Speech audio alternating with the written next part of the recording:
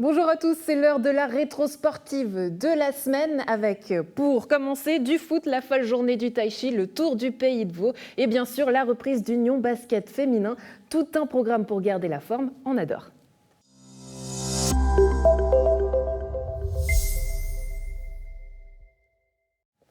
Samedi à Collovray en 16e de finale, le Stade Lyonnais s'est fait éliminer par le Lausanne Sport, pensionnaire de Super League 1-3. On en parle avec nos invités. Anthony Baron, capitaine et défenseur du Stade Lyonnais. Bonjour, merci d'être avec nous. Avec nous également Régis Bovy, secrétaire général du Stade Lyonnais. Bonjour, merci d'être avec nous. Alors après avoir pu vivre ce match intensément et beaucoup d'émotions, comment est-ce que vous analysez ce match? Pas trop déçu? Un peu déçu quand même, oui, parce que je pense que ce jour-là, ce Lausanne Sport-là était prenable. Bon, on sait qu'ils avaient perdu quelques joueurs dans les transferts. Eux recommencent le championnat ce week-end. Et voilà, on a tenu, je pense qu'on a bien tenu la première mi-temps. Les joueurs ont respecté les consignes, c'était assez compact. On les a peut-être un peu surpris en bien. Après, on ouvre le score. Donc là, évidemment, on se met un petit peu à y croire, à rêver. On va carrément analyser le match d'ici quelques instants. On garde encore un peu de suspense. Anthony, justement, en tant que joueur, comment est-ce que toi, tu as vécu ce match dans les grandes lignes? Je pense qu'on a respecté les consignes, comme Régis le disait, les consignes du coach. Après, c'est vrai qu'on ouvre le score, ce qui fait du bien. Et au final, on se fait punir 1 et 2 minutes après, quoi. Ouverture du score, donc là c'est un moment précis, vous vous dites ça y est, le match est joué. C'est un peu ça qui a pêché d'ailleurs, 73e minute, Loïc Ambala qui marque et vous vous dites c'est gagné. C'est ça ce qui se passe en gros. Pas c'est gagné, mais le match est lancé. Parce que c'est vrai que c'était quand même le match était assez fermé, il y a eu quelques occasions jusque-là. Mais là on se dit que oui, 73e minute, il reste un gros quart d'heure. Et après on sait que après en but, les 5 minutes qui suivent sont importantes. Là, on a été punis assez sèchement, je pense. Je ne sais pas si c'est concentration ou peut-être un peu l'euphorie, peut-être justement de se dire ça y est, c'est fait. Ouais. Mais... Anthony, je crois que vous avez peut-être la réponse justement. Qu'est-ce qui s'est passé à ce moment-là? Qu'est-ce qui fait que ça a fauté? Je pense qu'on a été bien compact jusqu'à l'ouverture du score. Et au moment où on ouvre le score, je pense qu'inconsciemment, on se libère un peu plus. On libère un peu plus les espaces. Et puis on prend 2 buts sur 2 transitions rapides, où c'est nous qui perdons le ballon. On est ouvert et puis ils jouent super bien le jeu, hein. C'est ça le haut niveau. Permettez-moi un peu la provocation, mais est-ce que c'est pas une erreur de débutant, parce qu'on se dit il faut rien relâcher. Le match, justement, c'est jusqu'à la dernière minute qu'il faut le jouer. Je pense que c'est une erreur. Ça, on se l'est dit, hein, de toute façon, après dans le vestiaire. Je pense qu'à ce moment-là, à l'ouverture du score, on doit fermer le match. Et au final, on a ouvert. Et là, tout était à refaire, justement, puisqu'il fallait relancer le jeu. À ce moment-là, quand vous êtes hors du terrain, comment vous analysez la situation et de quel œil vous regardez votre équipe? Sur l'égalisation, c'est clair, on l'a dit, on perd le ballon au milieu de terrain. Eux, en une touche de balle, ils font la contre-attaque. Et quand vous avez Turquès, attaquant de Lausanne Sport, il se présente une fois seul au but et ça ne pardonne pas. Après, quand il marque le deuxième, il reste quand même encore un quart d'heure, un peu plus avec les arrêts de jeu. Et on se dit que ça va être compliqué, parce que nous, on doit se découvrir un peu pour aller égaliser. Mais on y croit toujours, surtout qu'encore une fois, ce Lausanne-là, je pense était prenable. Et on sait, ces dernières années, on a quand même joué plusieurs fois Grasshopper, Young Boys, Thun, donc tous des clubs de Super League en Coupe Suisse. On avait tenu tête, on a même éliminé une fois Grasshopper, donc c'est sûr qu'on y croit. Mais voilà, il a manqué le petit quelque chose pour revenir à égalité. Élimination donc de la Coupe de Suisse. Prochain challenge, on y croit, cette fois-ci mercredi contre Zurich. Oui, donc on n'a pas le temps de cogiter. On doit vite faire la bascule sur ce championnat où malheureusement on n'a pas pris suffisamment de points sur le début de saison. Donc ça passe par un résultat mercredi à la maison. Donc là, dans quel état d'esprit est-ce que vous êtes? Tout est possible, j'imagine. Oui, motivé et concentré. On s'entraîne ce soir. Donc on va tâcher de bien démarrer à la maison pour ce premier match à domicile en championnat. Et puis là, est-ce que le championnat, on peut le vaincre et l'avoir finalement? Quel est votre avis là-dessus? Le championnat, disons que, comme Anthony l'a dit, on va faire notre premier match de championnat à domicile. Alors bien sûr qu'on a un petit peu de retard par rapport à Yverdon qui est en tête. Mais on a aussi, je pense, un match de moins. 12e position, là, vous êtes actuellement, si je ne m'abuse? Il me semble. Ouais. Et voilà, le championnat, il vient de commencer. Donc, bien évidemment qu'on va s'accrocher pour remonter dans le trio de tête, en tout cas. Même si je pense que Yverdon, effectivement, m'a l'air bien au-dessus quand même cette saison. Mais effectivement, on va tout faire pour les embêter un petit peu aussi. Et pour y croire justement et pour gagner cette coupe, Anthony Baron, Régis Bovy, merci beaucoup d'avoir été avec nous. Merci à vous. Au revoir.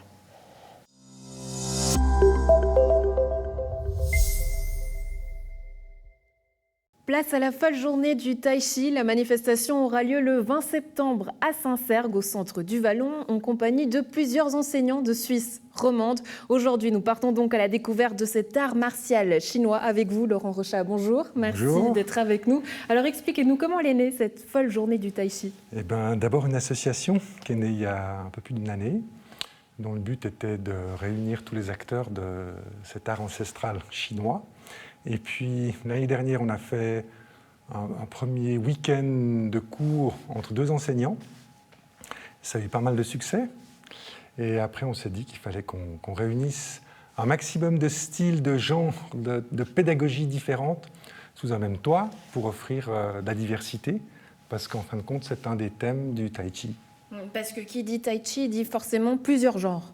Oui, plusieurs genres, plusieurs styles, plusieurs éducatifs. C'est vraiment un lieu pour développer tout ce qui a trait au corps et à l'énergie qu'il habite pour rester chinois, donc par rapport au Qi. Donc justement, travailler ses corps, on a quelques images de cet art martial chinois, mais concrètement, comment ça fonctionne et qu'est-ce que c'est ? Alors, je ne sais pas, vous allez diffuser les images maintenant. Elles sont juste là. Elles sont juste là. Alors là, c'est une forme qui... c'est la forme de Mao qu'on voit là. C'est-à-dire, le Tai Chi Chuan, ça a été créé au 19e siècle. C'est un texte. C'est un texte qui décrit une structure corporelle, une manière de l'utiliser, de manière à actualiser le Qi à l'intérieur de soi. Sur la base de ce texte, il y a énormément de courants qui se sont développés. Et ça, c'est son aspect le plus moderne. C'est les 24 postures de Pékin, qu'on appelait aussi les 24 postures de Mao, qui ont été développées donc, sur des bases de Tai Chi traditionnelles. Elles ont été simplifiées et développées pour être enseignées dans les usines, de manière à maintenir la population chinoise en bonne santé. Et puis, petit à petit, étant très codifiée, elle a été propice à être utilisée en compétition. Et donc, le style qu'on voit là, c'est un style qui est vraiment destiné à être pratiqué pour la compétition. Évidemment, il y a l'aspect du bien-être, du retour sur soi, de la détente, d'une conscience corporelle. Ça, c'est des effets bénéfiques sur la santé. Ça, c'est des effets bénéfiques sur la santé, mais c'est vrai que ce style-là, pour quelqu'un qui va aborder le Tai Chi de manière très martiale, on peut trouver mieux. Parce que concrètement, comment ça fonctionne ? Ça part d'un texte pour arriver à une méditation et finalement un travail sur le corps ? Oui. Bon, c'est un texte qui parle du corps à la chinoise, bien sûr. Et donc, c'est une pratique corporelle qui va faire le commentaire de ce texte. Quand on pratique le Tai Chi Chuan, on commente, on actualise, on éprouve dans notre corps ce qu'on découvre dans ce texte. Est-ce qu'on peut commenter son corps, justement ? Est-ce que moi, si par exemple j'ai mal à quelque part, je peux le commenter en le chorégraphiant, en le méditant ?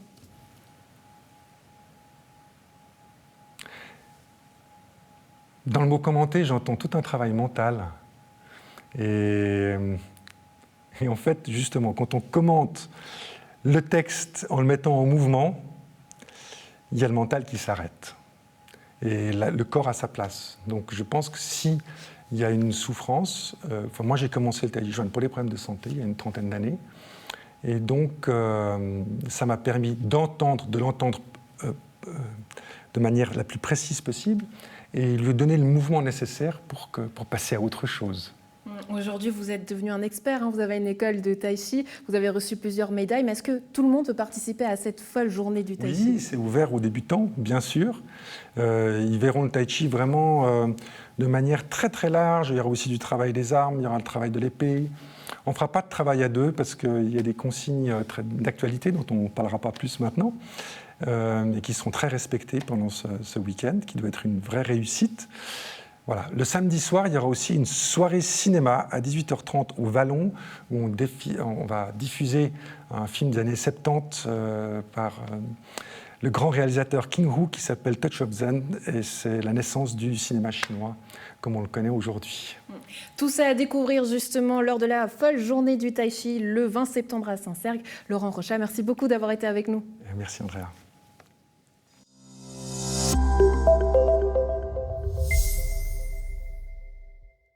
Le Tour du Pays de Vaud fait halte à Nyon ce mercredi 16 septembre. Plus que quelques heures pour s'y préparer. Une épreuve locale mise sur pied par l'Association des sociétés sportives nyonnaises avec le soutien du service des sports.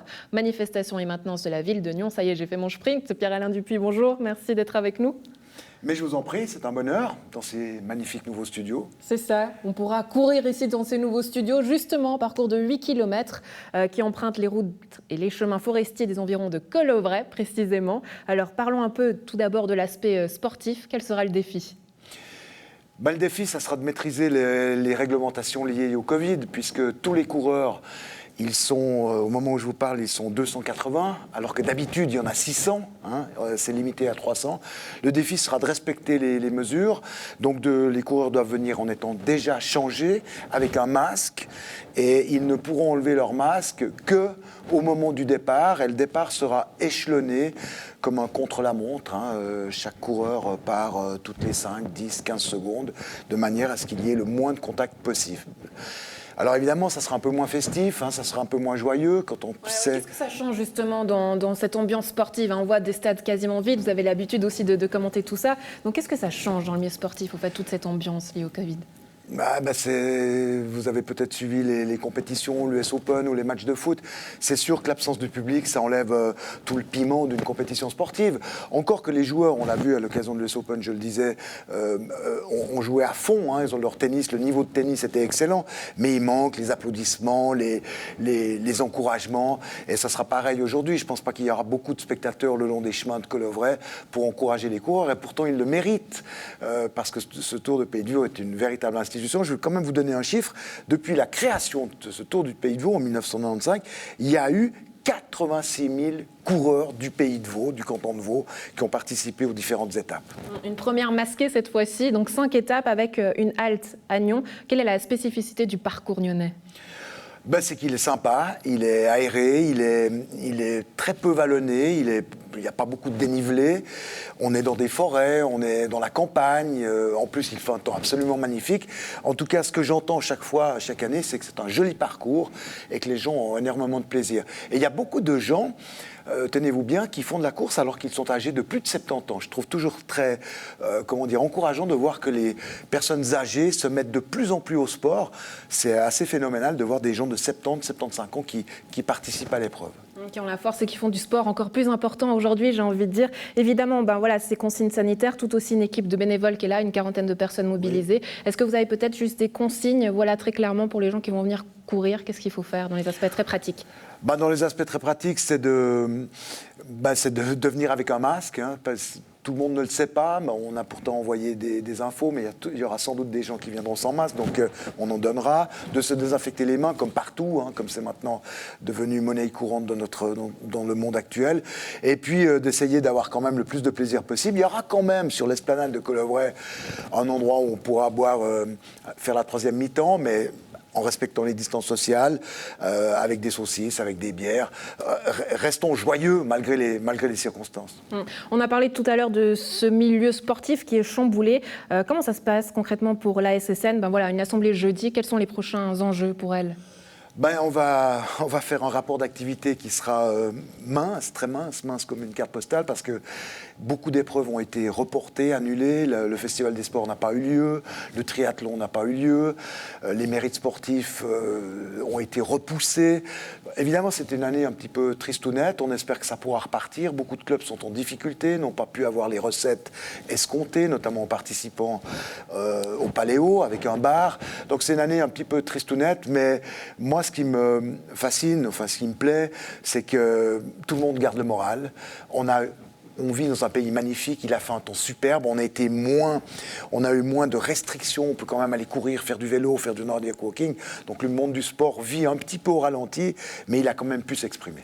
Sachant, enfin voilà, c'est une question un peu provocatrice, mais c'est voulu, sachant que voilà, tout ce milieu sportif est annulé, que tout est annulé, à l'arrêt quasiment. Est-ce qu'une association telle que la vôtre a toujours son sens ? Bien sûr qu'elle a son sens parce que d'abord on a dû œuvrer dans des conflits de société. Vous savez, dans les sociétés tout n'est pas rose. Il y a des fois des querelles, d'ego, il y a des fois des différends dans la politique à adopter. Alors donc l'ASSN donne des conseils, joue les médiateurs. Il y a eu au cas de handball, il y a des problèmes au CNN. On est là pour aider, on est là pour justement s'il y a des questions par rapport aux demandes de subventions, donner des coups de main. Non, on a toujours un rôle à jouer. Et puis surtout, et j'espère qu'on pourra le faire, la SSN et tous les milieux sportifs vont essayer de montrer que le monde sportif a besoin de la halle multisport de Colovray, dont la votation aura lieu au conseil communal, vous en avez parlé, et on espère faire un petit event très visuel, très sympa, devant la place du château, le 26 septembre. Après, il va falloir voir si on peut le faire. J'ai bon espoir qu'on puisse faire des démonstrations pour montrer aux politiciens qui vont devoir voter ce crédit d'études, et j'espère qu'ils le feront, parce qu'on en a besoin. On va essayer de faire quelque chose de très festif et montrer que le monde sportif se mobilise. Et que vous êtes là justement pour les aider le 26 septembre. Donc, Pierre-Alain Dupuis, merci beaucoup d'avoir été avec nous et à la maison. Donc, n'oubliez pas, le Tour du Pays de Vaud qui ne fait une halte à Nyon ce mercredi 16 septembre.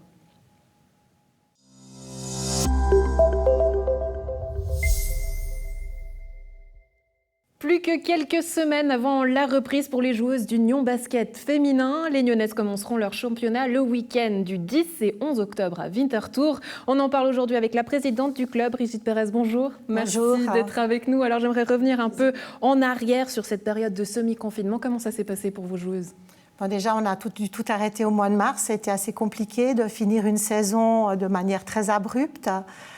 Puis ensuite, on a mis en place toutes les dispositions qui ont été conseillées, prises par Swiss Basket pour pouvoir reprendre les entraînements.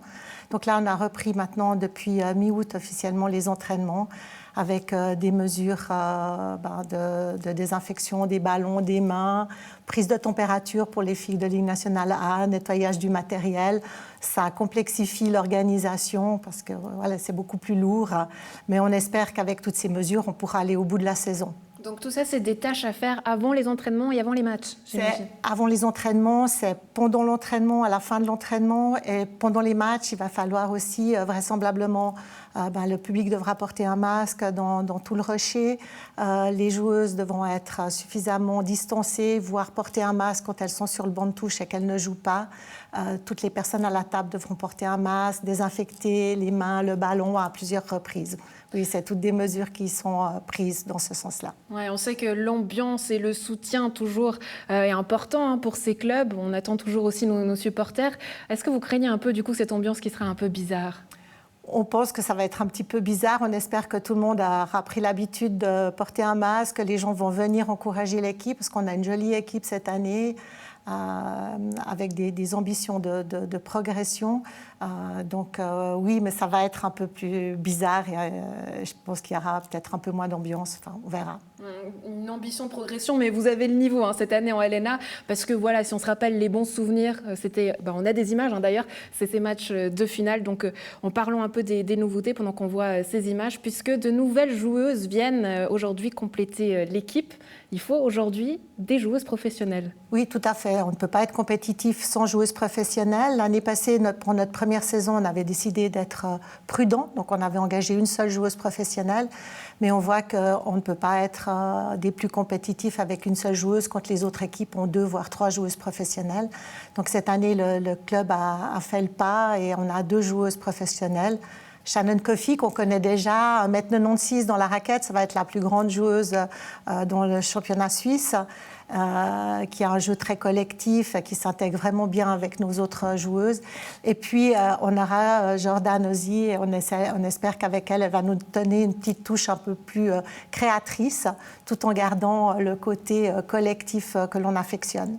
Comment ça se passe en cette période de Covid ? J'imagine que c'est aussi un peu compliqué de faire venir ces joueuses de l'extérieur. C'était très compliqué. C'est compliqué pour obtenir une fois qu'elles ont le visa, c'est pour aller le chercher. Donc tout doit se faire par la poste. Donc Avant, c'était plus facile de se rendre à l'ambassade. C'est plus difficile d'avoir des billets d'avion pour les faire venir. Et puis maintenant, elles sont arrivées, mais elles sont en confinement. Donc, elles ont 10 jours de confinement où elles ne peuvent pas sortir. Et il faut gérer cet aspect-là. Début de saison, donc le week-end du 10 et 11 octobre. Et j'ai même envie de dire que les 2 premiers matchs, il faudra être d'attaque puisque c'est les 2 favorites du championnat. Exactement. Winterthur est une équipe qui s'est renforcée avec les meilleures joueuses suisses jeunes. Elles ont 19-20 ans. Et puis, elles ont 3 joueuses étrangères puisqu'elles vont faire la Coupe d'Europe.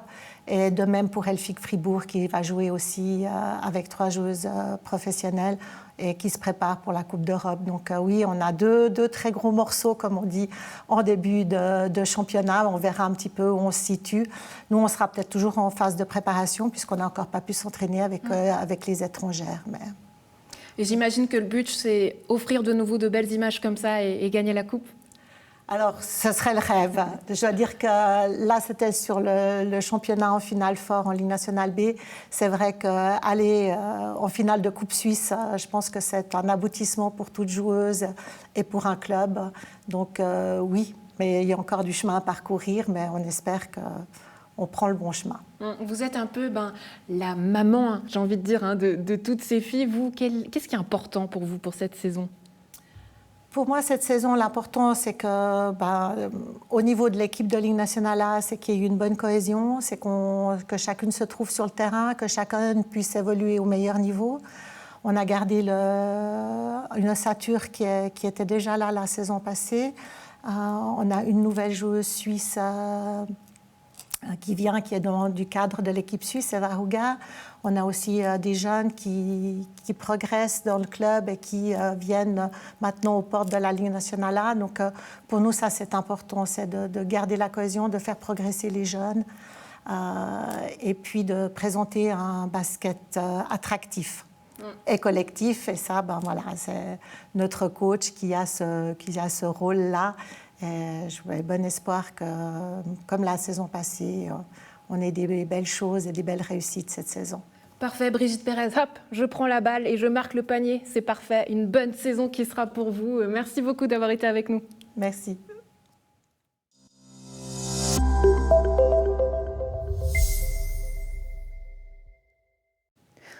C'est tout pour l'instant. Bon week-end sportif à tous. À très vite.